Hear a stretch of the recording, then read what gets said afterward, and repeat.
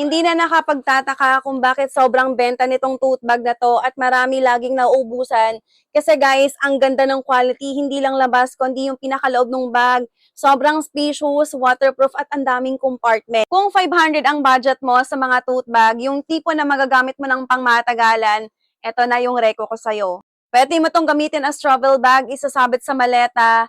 May mga side-to-side compartment na very spacious. Kasyang-kasya dito yung mga 500 ml na tumbler natin, automatic umbrella or mga small umbrella natin.